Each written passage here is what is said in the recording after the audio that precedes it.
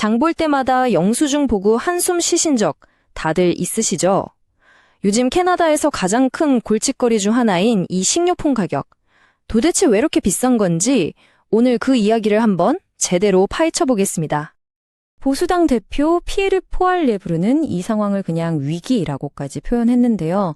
아마 마트 계산대 앞에서 지갑 사정 걱정하는 많은 분들이라면 정말 내 말이 그 말이다 하고 공감하실 거예요.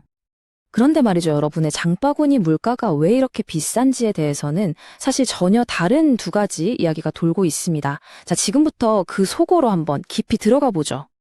우선 첫 번째는 정치적인 설명인데요. 이건 아주 명쾌해요. 범인은 바로 여기 있고 해결책도 아주 간단하다고 딱 짚어서 이야기하죠. 그러니까 이 주장의 핵심은 뭐냐면요.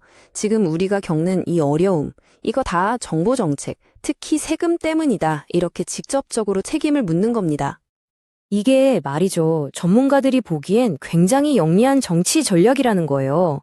왜냐하면 사람들의 감정, 그 불안한 마음에 직접적으로 와닿거든요. 실제로 한 패널리스트가 이런 말을 했어요. 사람들이 기억하기 너무 쉽고 이미 수천 명의 사람들이 이 구호 하나로 뭉치고 있었다고요. 이게 바로 단순한 메시지가 가진 힘을 보여주는 거죠. 뭐 경제적인 현실이 어떻든 간에요. 하지만 진짜 문제를 해결하려면 당연히 진짜 원인을 알아야겠죠. 그렇다면 정말로 탄소세가 주범일까요? 자, 바로 이 질문이 우리를 두 번째 이야기, 즉 경제적인 현실로 안내합니다. 자, 그럼 이제 정치적인 이야기에서 벗어나서 경제학자들과 데이터가 가리키는 진짜 원인은 과연 무엇인지 한번 들여다볼까요?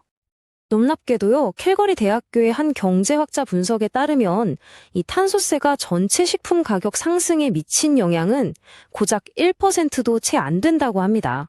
0.8%라니 생각보다 훨씬 적죠. 그러니까 핵심은 바로 이거예요. 전문가들은 국내 세금 정책이 아니라 훨씬 더 복잡하고 전 세계적인 요인들이 진짜 원인이라고 지목하고 있다는 겁니다. 우리가 손쓸 수 있는 범위를 좀 벗어난 문제들이죠. 이 여러 요인들 중에서도 가장 큰 비중을 차지했던 소고기 가격을 예로 한번 들어볼게요. 이게 아주 좋은 사례가 될 겁니다. 이 과정을 한번 보세요. 몇 년 전에 있었던 가뭄이 어떻게 지금까지도 우리 식탁 물가에 영향을 미치고 있는지 이게 명확하게 보이거든요. 한번 줄어든 공급이 수요를 따라잡기까지는 이렇게나 오랜 시간이 걸리는 거죠. 자, 그리고 이 그래프를 보면 정말 흥미로운 점이 하나 있어요. 캐나다의 식품 물가 상승률이 미국보다 조금 높긴 하지만 무슨 터무니없이 차이가 나는 수준은 아니라는 거죠. 이건 결국 캐나다나 미국이나 비슷한 전 세계적인 압박을 함께 받고 있다는 뜻으로 해석할 수 있습니다. 자, 바로 이 지점에서 현 정부는 아주 큰 딜레마에 빠지게 됩니다. 딱히 쓸 수 있는 카드가 별로 없을 때 도대체 어떻게 대응해야 할까요? 한 식품 경제학자는 아주 명확하게 이야기합니다.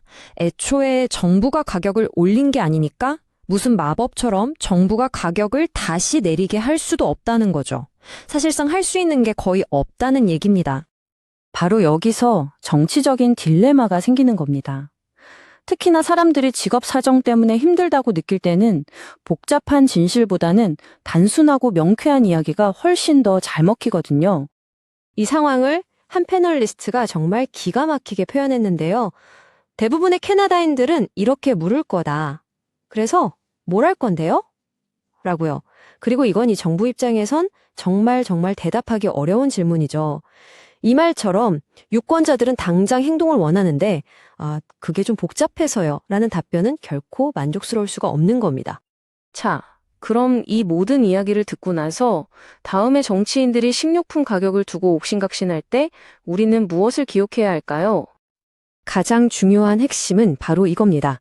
표를 얻기 위해 만들어진 정치적인 메시지와 복잡한 전 세계의 현실 데이터를 반영하려는 경제적인 설명, 이 둘 사이의 근본적인 차이를 이해하는 것이죠.